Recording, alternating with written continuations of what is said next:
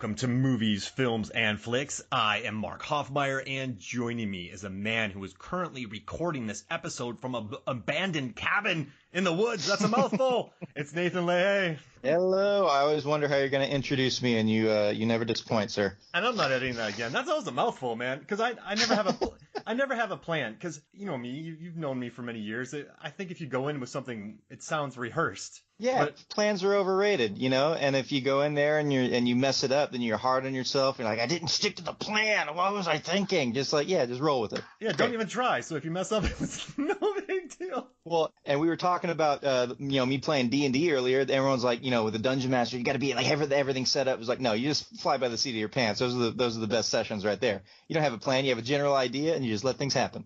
Hey, could Azazel be a good D&D character?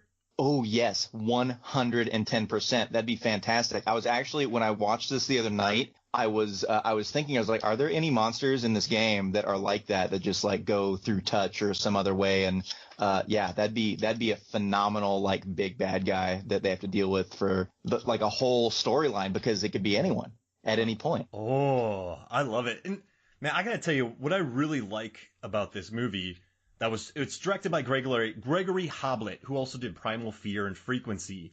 Oh, I love Primal Fear. Exactly. And what I like about those movies are they're PG-13, R-rated movies for, like, they're just more mature, grounded films. And I like they're just in and out. They tell a story.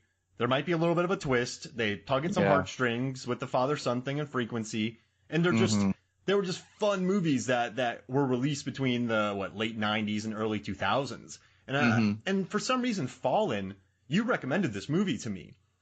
But I love it. I think what it does is, I mean, this came out in 98, and I was immediately obsessed with Time is on my side.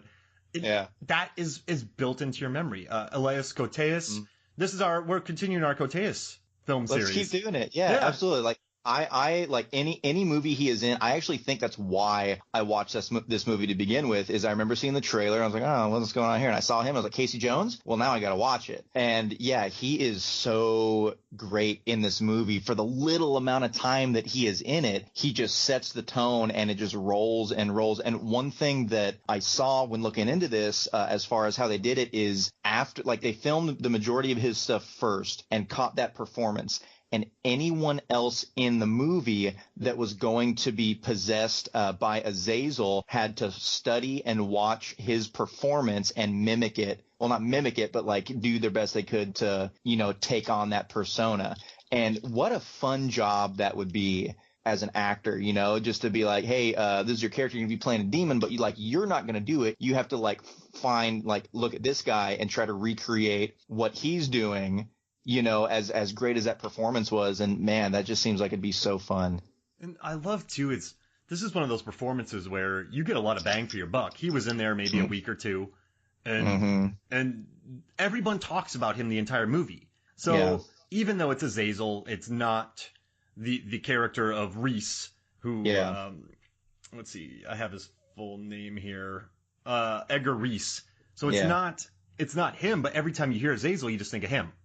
And then the tapes are playing, and that's the best type. Like, I would love it if, all right, let's say I write you a role, Nathan, where you're in the movie for 7 minutes, but during the movie, they're like, man, where's Chuck Finley at? That Chuck Finley is one mad dude. Yo, you better watch out for Chuck Finley. Man, I met Chuck Finley once. He blew off my leg. It grew back, but I met him. And just everyone's talking about you, and then you pop up at the end, and then you're like, hey, guys, I'm Chuck Finley. And then you pull some shenanigans and you get out of there and you live. But the entire movie, people are just talking about Chuck Finley. Yeah. Man, isn't that such just a smooth thing? Like, watching it again, when you've seen it before and it goes into it and you hear that opening narration from Denzel and you know what's coming, you're just like, oh, this is so, like, for people that don't know, you're just like, oh, this is so good. But it's set up so well and so smooth throughout. When he's talking about things, it's that ambiguous kind of pronouns that he's using. When he's talking about, Hobbs and Reese and everything, it's always he did this or I did that. Even at the end of the movie, he was like, I had him or I thought I had him and he sure as hell thought he had me. And it's just that, oh man, it was so good watching it again, just knowing what it was, but also how it can so easily trick people. by how it's set up and how it's narrated. It's, oh man, it's so good. I love it so much. And I love it too. Is I want to tell you about the time I almost died. That's Mm-hmm. and I think that's smart. And I think this movie also rewards repeat viewings. So you have the cat. You know that a cat can be possessed. You know it's passed along by touch. You know some people can't have it passed on to them by touch. That's one thing that I forgot, because it's been a while since I've seen the movie, and the whole thing of like when they were translating the Aramaic that he was saying, and he was like, I can't enter you by touch, but I can enter you another way, and I can do this to you and do that. And I was like, oh, I forgot about that. Right. Because when he touched and I was watching, I was like, why didn't he just enter him then? Or is it just the game that was going on? And then it clicked of oh yeah, that's right, he couldn't. And that leads into, Embeth Davidtz saying that, there are people there to battle them and that have specific protections and everything else. And it's, is a really, really, really cool thing. And seeing the little things you catch, like that first time when he goes to the cabin, you see the cat. It's just that throwaway thing, but the cat runs across and dives under the house. And it's just something so quick that you forget it. You got to look, right? You got to pay attention. The other thing that I loved is looking at Elias Koteas' performance as Reese and just the gestures and things that he was doing. And in particular, the gesture that he made with his left hand, it was almost like the shocker, but it was the ring finger that would do that. You see everyone do it that is possessed by Azazel. Gandolfini does it when he's talking to Denzel. And I'm pretty sure that Goodman does it at the end a couple times when he's talking and doing stuff. But just that little thing that they all kept into the character just, makes it even more believable that this thing is going from person to person. How they talk, their mannerisms, it's just, and I love how really good everyone. They talk about Reese being ambidextrous. So he knows that he was one hand at one time, but then he got taken over and he switched hands. It's an interesting pickup, and it's just a movie that awards watching. Now I have a question for you. Yeah. I have a rough estimate. There's one scene in a crowd that you can't quite get a full grasp on. Oh, jeez. I have a number. How many times did Azazel pass along to different people? How many people? Or I'm just going to say passing. How many? How many did he enter? Oh, man, that's a hard thing to do, because there were three scenes in particular, at the very beginning when he's going from person to person to person to person when he finally gets out as the guard. And then when he's talking to Hobbs that first time and he keeps backing away and giving him the eyes. And then the very end when he's trying to catch Embeth Davidtz' character. Oh, geez. You know what? I'm gonna say solid 69, Bob. I got 44. 44. Oh, dang. I thought I was shooting high, but why not? 44. Wow. I want to go back and count them now. That's awesome.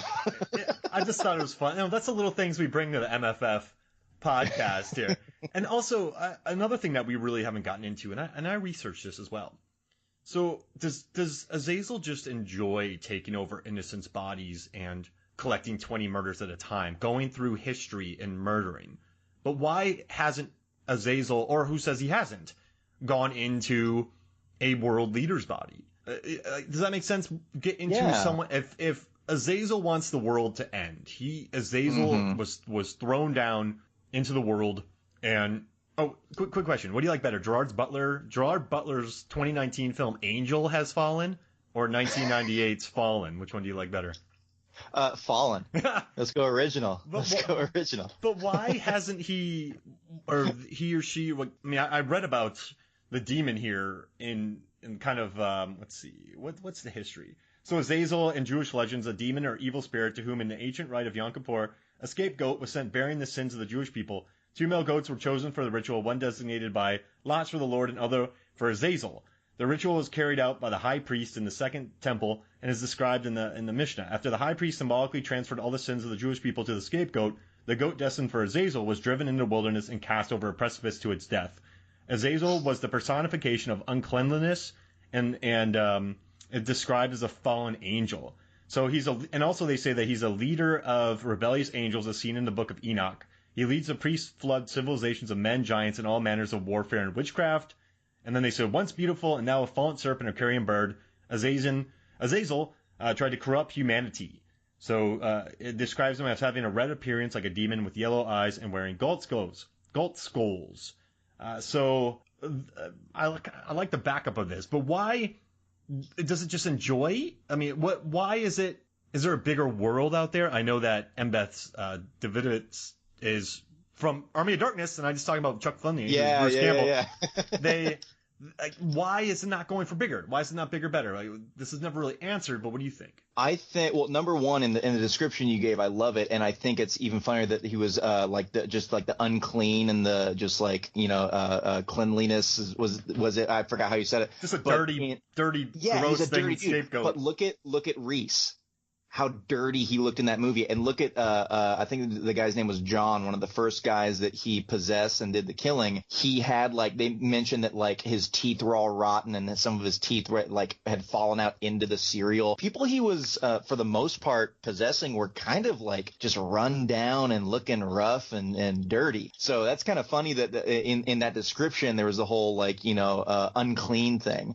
But anyways, as far as why does he not go bigger, why doesn't he hop into a world leader and throw off a nuke? I think because he goes into it at the when he near the end after the teacher is shot by Hobbs and he possesses that girl and he's just like, I'm not done having fun yet. Like, it's such a game to him, and more so than him just bringing death and destruction, which I'm sure he just completely relishes in. It is terrorizing, corrupting, and just breaking a human spirit, especially someone like Hobbs, which is someone that is kind of innately protected against him and one of these people that could be put on this earth to specifically fight against him. So as far as, they mentioned in there that, yeah, fallen angel here to bring about the destruction of the world and of man. But I think, he's pretty much immortal. He's in it for the long game. And yeah, you could take a nuke and fire it off, but where's the fun in that? Yeah, it's almost time is on his side, right? Time's on his side, exactly. It's almost easier to get the masses, blow them up, or set off a dirty bomb, or do this or that. And who says that Azazel hasn't? But to break down one person, to take what's theirs over a slow period of time, to watch that destruction, for a total sicko, that seems better. Yeah, man. Yeah, absolutely. Just, you could kill, you could take a Tommy gun and kill how many people, or you could, be that sly, just filthy person that breaks them down mentally, physically, emotionally, and even spiritually. They mentioned a lot that Reese had a respect for Hobbs in there, whether it was because of his mind, because of his determination. Reese was doing all of this stuff, all these killings and doing a pattern, and he was caught. And he was found by Hobbs, so that could have proved his worth as a person or whoever to Azazel. And I think he just relishes in taking the strongest amongst the humans and the mortals and breaking them down and doing what he needs to do. That's his own form of kind of punishment and how he can bring down the world. Jeez Louise. That's some deep stuff, man. I love it. Hey man, I got all this this big overarching things running through my head. Like, how can I make the best storyline? But yeah, I really do think it is. Those are some of the best villains in any stories that you look at. The ones that are super smart, the ones that are patient, the ones that are calculating, the ones that do want to hurt someone, the hero or someone they care about, but not just physically. Like, they don't just want to break his finger. They want to break his finger. They want to break the finger of the person he loves. They want to do all of this stuff to just wear them down to nothing and take every ounce of pain that they can get out of them, and then they'll kill them. Wow. And you know what's interesting is, so this Azazel wants to take Hobbs, John Hobbs, I read this, the name John Hobbs is based on two philosophers. So you have Thomas Hobbes and John Locke. So, yeah, I saw that. Hobbes thought men were evil, and Locke thought that they were rational creatures. So I kind of dig that name back and forth. This is also, the commentary is fun too, but this is also an IMDb where the writer got the idea for this movie because of the trickle effect that could happen. So if there's someone who's angry walking down the street, they're just pissed off about something, they bump into somebody, that somebody's coffee spills. They're pissed off, but their coffee hits somebody else. That person has coffee hit them. Then they're pissed off. It's a trickle effect. So he saw that one day, and it got him thinking about Azazel passing along to one or the other. Just kind of